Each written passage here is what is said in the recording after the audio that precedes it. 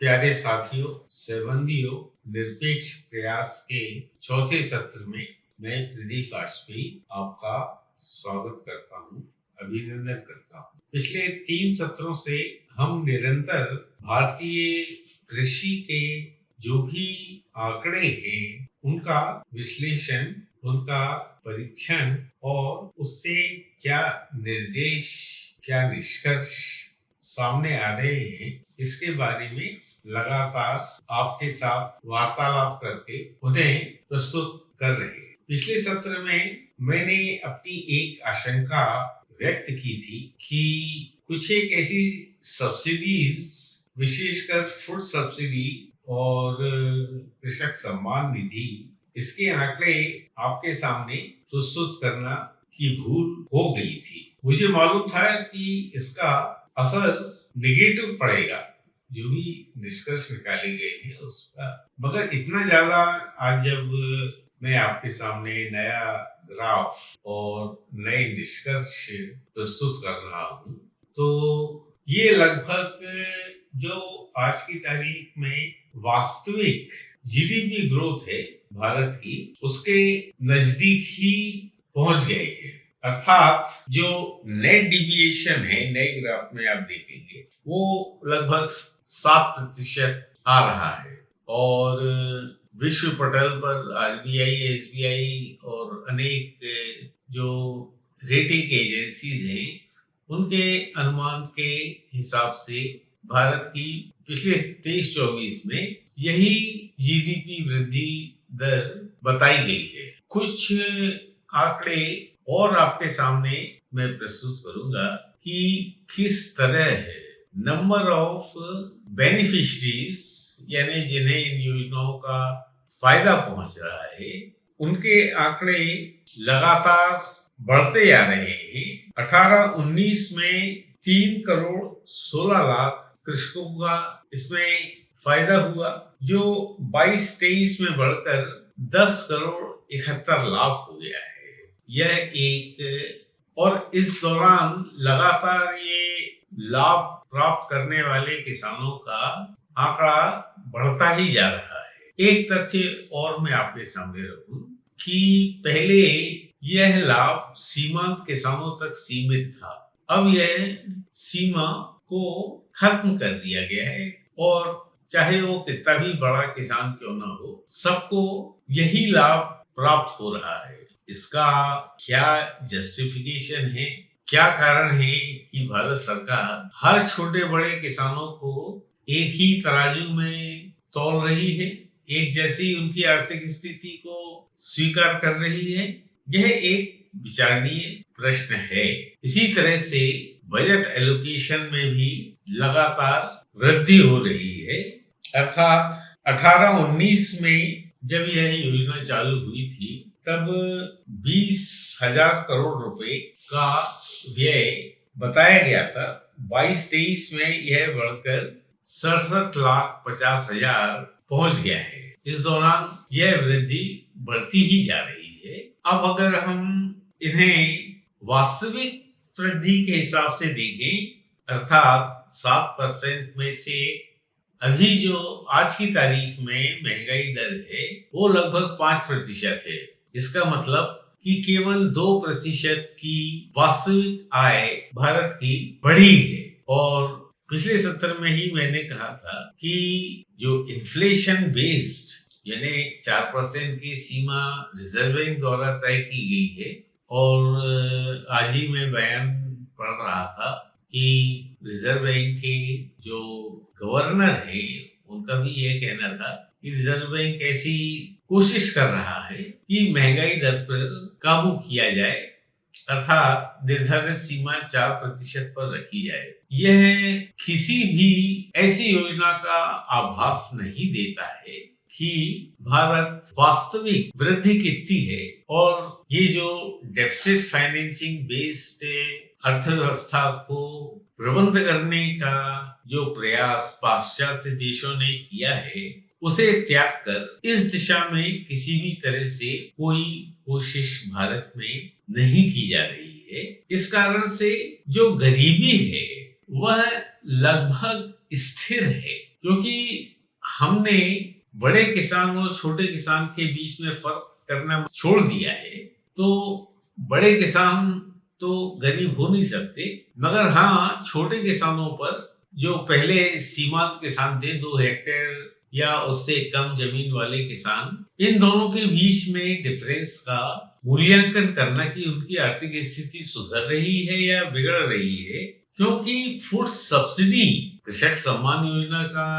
फायदा तो होता ही है, मगर जो फूड सब्सिडी दे रहे हैं इसकी मात्रा भी बढ़ती ही जा रही है। ज्यादा से ज्यादा हितग्राही सामने आ रहे हैं और भारत सरकार का इस बाबत जो भी वित्तीय भार है वो बढ़ता जा रहा है, कम नहीं हो रहा है। और ऐसी कोई समयबद्ध योजना भी सामने नहीं है कि यह योजना आखिर कब तक चलेगी, कितने दिन चलेगी, असली लाभार्थी किसे होना चाहिए, किसे नहीं होना चाहिए, ऐसा कोई सेंसस भारत सरकार या राज्य सरकारें करती ही नहीं है कि जो किसान इसका फायदा ले रहे हैं वो गांव में रह रहे हैं अथवा शहरों में रह रहे हैं, वहां पर मजदूरी कर रहे हैं, वहां पर अपना जीवन यापन कर रहे हैं। अर्थात यह अत्यावश्यक है कि ग्राम पंचायत हर ग्राम में रहने वाले ऐसे कृषकों का, सीमांत बड़े किसानों का कितनी संख्या वहां पे रह रही है, कृषि कार्य कर रही है अर्थात नहीं कर रही है, कहीं वो शहरों में मेहनत मजदूरी तो नहीं कर रहे, कहीं वो किसानों के, बड़े किसानों के खेतों में एक मजदूरी प्राप्त किसान तो नहीं बन गए हैं। अर्थात यह कहा जा सकता है कि ऐसे आंकड़े सामने है ही नहीं जिसे हम कह सकते हैं कि कोई इनकी जनगणना की गई हो कि जो भारत सरकार जो खातों पे आधुनिक बैंकिंग प्रणाली के जरिए उनके खातों में पैसा जाता है, वह व्यक्ति या अकाउंट होल्डर कहां पर रहता है, वो कृषि कार्य कर रहा है या नहीं कर रहा है, क्यों नहीं कर रहा है, उसके कारण क्या है, इन सब आंकड़ों का विश्लेषण किया जाना किसी भी योजना जो गरीबी के रेखा से ऊपर उठने वाली योजनाओं के लिए जरूरी होता है, उसका खुलासा, अर्थात जो वास्तविक लाभार्थी हैं और जिन्हें वास्तव में लाभ प्राप्त होना चाहिए, उनके बीच में कोई अंतर आ रहा है अर्थात या नहीं आ रहा है। हम समय समय पर वार्षिक आधार पर यह केवल मालूम करते हैं कि गरीबी के रेखा से कितने किसान या कितनी जनता, जब हम गरीबों की बात करते हैं तो उसमें किसान के अलावा अन्य वर्ग की आबादी भी शामिल हो जाती है, मगर क्योंकि भारत की जनसंख्या का 70% भाग गांवों में रहता है, ऐसा उन लोगों के, जिसे हम कह सकते हैं कि स्थायी निवास के आधार पर कहते हैं, मगर क्या वो व्यक्ति गांव का वहां से छोड़कर किसी दूसरे प्रांत में जाके बस गया है या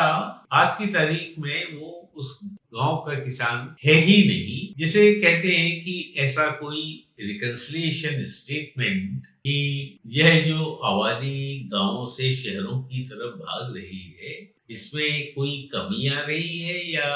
इसमें लगातार वृद्धि आ रही है, और अगर वृद्धि आ रही है तो आने वाले व्यक्ति कौन है, किस क्षेत्र से वो आ रहे हैं, यह भी कोई आंकड़ा, कोई डेटा हमारे सामने उपलब्ध नहीं है। हम कह सकते हैं कि योजनाएं बहुत बन रही हैं, क्रियान्वयन भी हो रहा है, मगर इनका आधारभूत औचित्य क्या है और इसका वास्तविक फायदा गरीबियों को कल्याण में हो रहा है या नहीं हो रहा है। अगर हो रहा होता तो कृषक सम्मान निधि और फूड सब्सिडी का इतना बड़ा खर्चा क्यों किया जाना चाहिए था, इसको आंकड़े में लगातार वृद्धि क्यों होनी चाहिए थी। यह एक विचारणीय प्रश्न है जिसके बारे में सरकार, भारत सरकार और प्रांतीय सरकारों को अपनी चिंताएं, अपने प्रयास आवश्यक रूप से करना चाहिए। अब मैं आपका ध्यान ये जो मुझसे भूल हो गई थी कि पहले मैंने 49% रेवेन्यू एक्सपेंडिचर के बजट में वृद्धि दिखाई थी और एडजस्टमेंट के बाद में अब आपके सामने दूसरा ग्राफ रख रहा हूँ जिसमें 7% ही यानी जो हमारी जीडीपी ग्रोथ है उसके आसपास ही यह निष्कर्ष सामने आ गया है। ऐसा क्यों होता है? एक साधारण अकाउंटिंग की भाषा में कहा जाए तो एक कैश सिस्टम ऑफ अकाउंटिंग होता है और दूसरा मर्केंटाइल सिस्टम ऑफ अकाउंटिंग होता है, जिसे हम एक्रूअल बेस्ड अकाउंटिंग सिस्टम भी कहते हैं। और अधिकतर व्यापारिक संस्थान एक्रूअल सिस्टम या मर्केंटाइल सिस्टम अकाउंटिंग से ही अपने बुक्स ऑफ अकाउंट लेखा बहियों पर, जिसमें profit and loss account, trading account के बाद में प्रॉफिट एंड लॉस अकाउंट और प्रॉफिट एंड लॉस अकाउंट के बाद में बैलेंस शीट बनाई जाती है। मगर भारत सरकार एक कोई लाभ कमाने वाली संस्था नहीं है, ना ही जो प्रांतीय सरकारें हैं वो कोई लाभ कमाने वाली संस्थाएं नहीं है, व्यापारिक संस्थाएं नहीं है। इस कारण भारत सरकार की कोई बैलेंस शीट नहीं बनती, भारत सरकार का कोई ट्रेडिंग अकाउंट नहीं बनता, भारत सरकार का कोई प्रॉफिट एंड लॉस अकाउंट नहीं बनता। क्योंकि मैं चार्टर्ड अकाउंटेंट हूँ, मेरा अनुभव मर्केंटाइल सिस्टम में ज्यादा है। गवर्नमेंट अकाउंटिंग को समझना थोड़ा दुरूह है। हर आदमी रेवेन्यू बजट क्या होता है, कैपिटल बजट क्या होता है, इसका चार्टर्ड अकाउंटेंट को कोई अलग से इसका पाठ्यक्रम में कोई स्थान नहीं दिया जाता है। इस कारण से मेरे से यह भूल हो गई और इसके लिए मैं आपका क्षमा प्रार्थी। मगर इसी अवसर का उपयोग करके मैं आपके सामने व्यापारिक संस्थाओं को भी कैश सिस्टम के आधार पर एक सप्लीमेंट्री स्टेटमेंट बनाना चाहिए। इकोनोमेथमेटिक्स सॉफ्टवेयर में भी आय व्यय हर चीज जो है ये कैश सिस्टम पर है, क्योंकि जो ट्रेडिंग अकाउंट होता है, जो प्रॉफिट एंड लॉस अकाउंट होता है, उसमें अनेक तरह के प्रोविजंस किए जाते हैं। रिसीवेबल्स, पेबल्स, आउटस्टैंडिंग, प्रीपेड, इस तरह तरह के प्रोविजंस किए जाते हैं। इसी तरह से जो ट्रेडिंग अकाउंट होता है वह ओपनिंग स्टॉक से चालू होता है और अंत में क्लोजिंग स्टॉक का सेल्स के साथ में मिलाकर प्रॉफिट, ग्रॉस प्रॉफिट की गणना की जाती है और यही सारा खेल होता है। मैं स्वयं इस तरह के प्रयासों में मजबूर होकर क्लोजिंग स्टॉक में हमेशा कुछ आंकड़ों में बदलाव करके ग्रॉस प्रॉफिट बढ़ाया जाए और अगर तब भी प्रॉफिट कम नहीं हो रहा है तो प्रॉफिट एंड लॉस अकाउंट में प्रोविजंस किए जाएं जिससे कि खर्चे बढ़ जाएं, प्रॉफिट कम हो जाए। प्रॉफिट कम होगा तो इनकम टैक्स की लायबिलिटी कम हो जाती है और इनकम टैक्स की लायबिलिटी, कम से कम इनकम टैक्स देना, यह हर व्यापारी चाहता है। अनिवार्य रूप से वह चाहता है कि कम से कम इनकम टैक्स उसे देना पड़े और टर्नओवर को भी किस तरह से मैनेज किया जाए कि जीएसटी की उसकी जो भी लायबिलिटी है वो कम से कम हो। सबसे सफल चार्टर्ड अकाउंटेंट वही माना जाता है जो इस तरह के प्रोविजंस, या जैसे हम कहते हैं कि क्लोजिंग स्टॉक में कैसे मैनिपुलेशन करना है, ग्रॉस प्रॉफिट कैसे कम करना है, अर्थात परचेस को कैसे कम बताना है, मजदूरी को कैसे कम बताना है, खर्चों को कैसे कम बढ़ाना है, अगर प्रॉफिट बढ़ाना है तो क्या क्या उपाय हैं और अगर ज्यादा प्रॉफिट हो रहे तो प्रॉफिट को कम कैसे किया जाए, यह सब मर्केंटाइल सिस्टम अकाउंटिंग में ही संभव होता है। मगर भारत सरकार में ऐसा नहीं होता। एक बार बजट के साथ में पिछले साल का अकाउंट लोकसभा में पास हो गया, उसके बाद में आंकड़ों में कोई बदलाव नहीं होता और ये पब्लिक अकाउंट कमेटी के पास में परीक्षण के लिए चला जाता है, सीएजी के पास में ऑडिट के लिए चला जाता है, क्योंकि यहाँ पे कोई गुंजाइश होती ही नहीं है, क्योंकि कोई ओपनिंग बैलेंस या क्लोजिंग बैलेंस किसी भी चीज का, किसी भी योजना का, किसी भी खर्चे का कोई प्रोविजन पिछले साल का, इस टाइप के कोई प्रोविजंस गवर्नमेंट अकाउंटिंग में होते ही नहीं है। जितना कर प्राप्त हो गया है 31 मार्च तक वही अंतिम टैक्स कलेक्शन है। जो भी खर्चा ट्रेजरी के द्वारा विभिन्न राज्य सरकारों ने कर दिया है और जो भी फंड भारत सरकार ने रिलीज कर दिए हैं यानी 31 मार्च के पहले, वही खर्चा मान्य माना जाता है। हमारे यहाँ प्राचीन काल में भी दिवाली टू दिवाली महाजनी उस सिस्टम, उसको जैसे हम कैश सिस्टम कहते हैं, उसे महाजनी सिस्टम ऑफ अकाउंटिंग भी कहा जाता था, जिसमें मुनीम जी एक लाल रंग की पोथी लेके बैठते थे, दिवाली में उसकी पूजा होती थी और उसके आधार पर नए सिरे से अकाउंटिंग का खाता खोलते थे। वो जहां तक होता था वे पुराने जितने भी जिससे भी लेना है और जिन्हें भी देना है, कोशिश यही करते थे, क्योंकि डेटर्स जिसे कहते हैं, जिसे देना है और जिनको देना है अर्थात क्रेडिटर, ये वो कम से कम रखते थे। अर्थात जो सेठ जी होते थे, जब कोई नया आदमी पैसा लेकर आता था, कहता था सेठ जी ये इतना माल और चाहिए, मुनीम जी से बुला के पूछते थे इससे पुराना कोई लेना देना तो नहीं है। अगर मुनीम जी कह दे कि नहीं इनको पिछले सौदे में इतना पैसा देना है, तो व्यापारी साफ साफ कह देता था कि पहले आप अपना पुराना हिस्सा बराबर कीजिए, तभी आपको नया माल दिया जाएगा। जो भी खर्चा होता था तुरंत वो मुनीम जी उसे पेमेंट कर देते थे, अर्थात कोई आउटस्टैंडिंग नहीं, किसी को एडवांस में देने का कोई प्रश्न ही नहीं होता था। महीने के महीने जो भी है, इससे फायदा ये होता था कि साल के आखिर में तो क्या, प्रतिदिन मुनीम जी ये गणना कर लेते थे कि कितना आया कितना गया। वो सेठ जी को बता देते थे कि आज इतना पैसा आया है, इतना गया है, अर्थात अगर आया ज्यादा है तो इतना प्रॉफिट हो गया है और इतना गया है, मतलब जो अधिक है वही प्रॉफिट है। इसी तरह से साल के आखिर में व्यापारी वर्ग बहुत खुशी के साथ में दिवाली का पर्व मनाता था कि उसे साल भर में कितना प्रॉफिट हो गया है, यानी दिवाली के दिन उसके अकाउंट फाइनल हो जाते थे। यह हमारी महाजनी सिस्टम का एक बहुत बड़ा फायदा था, जो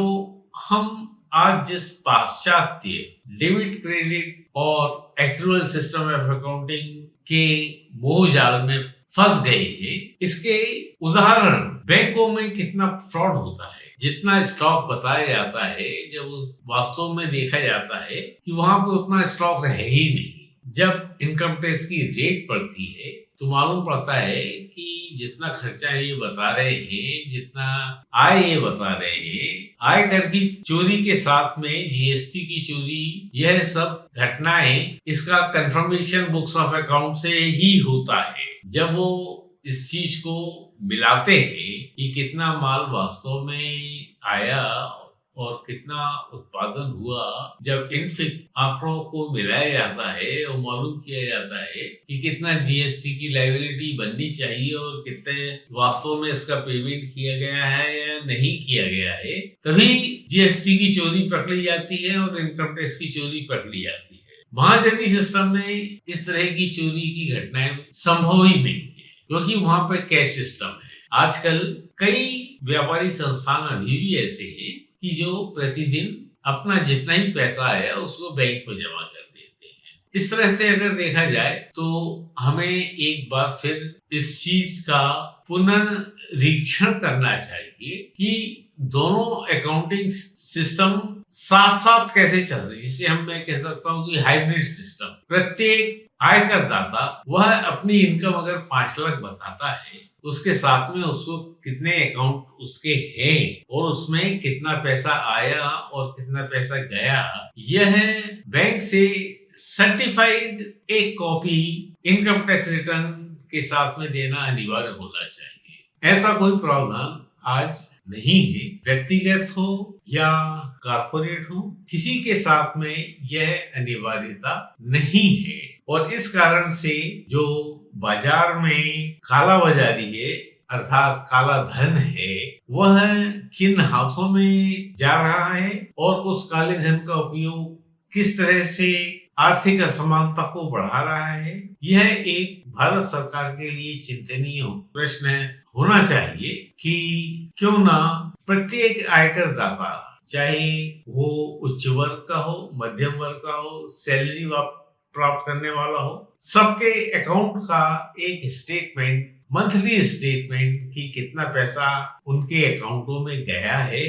और कितना पैसा उनके अकाउंटों में जमा हुआ है, यह फिगर हर महीने का सर्टिफाइड होके, कंपाइल होके इनकम टैक्स रिटर्न के साथ में जाना चाहिए कि मंथ वाइज या माहवार किस व्यक्ति ने कितना पैसा जमा किया और कितना पैसा वापस निकाला बैंक में, और उससे उसकी जो आय है, आयकर की जो विवरणी है, आयकर का जो रिटर्न है, उसके साथ में वो मैच कर रहा है या नहीं करना है, यह इनकम टैक्स की जो असेसमेंट है उसके समय इसका उपयोग किया जाना चाहिए, जिससे कि मालूम पड़ जाए कि कहीं कोई आय को कम तो नहीं दिखा रहा है। अगर वो इस दौरान कोई नई संपत्ति खरीद रहा है, नया कार खरीद रहा है या घर का कोई सामान खरीद रहा है, तो वह पैसा उसके पास में कहां से आया और किस तरह से उसने अपने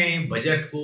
मेंटेन किया है, अर्थात वो जिन सुख सुविधाओं का फायदा उठा रहा है अपने घर में, इन सभी चीजों के लिए वो पैसा तो खर्च करता है, तो मगर पैसा आया कहां से? या तो उसने बैंक से कैश निकाले होंगे, और अगर कैश निकाले होंगे तो कभी ना कभी उसने बैंक में पैसे जमा भी किए होंगे, या कैश या चेक या ड्राफ्ट, जो भी जिस भी माध्यम से उसके पास में कैश आया है वो बैंक में गया है, तो इसका आयकर निर्धारण में भारत सरकार बहुत फायदा उठा सकती है। एक बार फिर जो भी मेरे से पिछले सत्र में आप लोगों को सामने रखने में जो भूल हो गई थी, अकाउंटिंग की भाषा में कहूँ मैं, एरर्स एंड ओमिशंस ओमिटेड, भूल चूक लेने देनी, ये महाजनी सिस्टम में हमेशा कहा जाता है, जिसे हम आधुनिक उसमें कॉन्सेप्ट ऑफ मेटीरियलिटी कहते हैं कि ये क्षमा योग्य भूल है कि नहीं है, और इससे कोई विशेष स्थिति में फर्क तो नहीं आ रहा है, ट्रू एंड फेयर पिक्चर सामने रखने में कोई फर्क तो नहीं आ रहा है। ये एक चार्टर्ड अकाउंटेंट का true and fair, errors and omissions, concept of materiality, ये हर चार्टर्ड अकाउंटेंट जानता है कि कब कहाँ इसका उपयोग किया जाता है। तो उसी को उपयोग करके मैं अपने संबोधन को समाप्त करता हूँ। मैं प्रदीप वाजपेयी एक बार फिर आपसे प्रार्थना करता हूँ कि जहाँ तक हो सके आप हमारे YouTube चैनल को सहयोग दें। सबसे बड़ा सहयोग तो यही हो सकता है कि जो इकोनोमैथमेटिक्स का सॉफ्टवेयर है, इसे आप समझें कि कैसे मैं आपके सामने ये चित्र सामने रख रहा हूँ, कैसे यह निष्कर्ष सामने आ रहे हैं। जैसे पिछले सत्र में मैंने 49% की गणना की थी, तो वो कैसे की थी, और आज मैंने अपना करेक्शन किया है तो कैसे किया है। आवश्यक है कि आप इस सॉफ्टवेयर के बारे में जानने का प्रयास करें, जो यूजर गाइड के साथ में, या आप कभी भी इसका प्रसारण अगर देखते रहेंगे तो हम इसकी बारीकियों के बारे में भी आपको बताते रहेंगे समय समय पर, क्योंकि कई बार कई दर्शकों ने यह मांग की है कि इसके बारे में अपना स्पष्टीकरण दीजिए कि ये जो शेप बढ़ रहा है, इससे यह निष्कर्ष आप कैसे निकाल रहे हैं, क्या मतलब है अगर ग्रोथ 90% होती है या 180 डिग्री पर होती है। इन सब बातों का सॉफ्टवेयर के जरिए क्या निष्कर्ष निकाला जाना चाहिए, इसके बारे में आपको पूरा ज्ञान होना चाहिए सॉफ्टवेयर के बारे में, और इसके क्या विभिन्न उपयोग हो सकते हैं, यह सब यूजर गाइड में दिया है। सवाल सिर्फ इतना है कि आप सतही ज्ञान चाहते हैं या एक, जिसे कहते हैं जिन खोजा तिन पाइया, गहरे पानी पेट, आप गहरे पानी में उतरना चाहते हैं या किनारे में रहकर ही जो है ना आप खुश हैं, यह आपके ऊपर निर्भर है। मैं आपको सिर्फ एक सलाह दे सकता हूँ। धन्यवाद।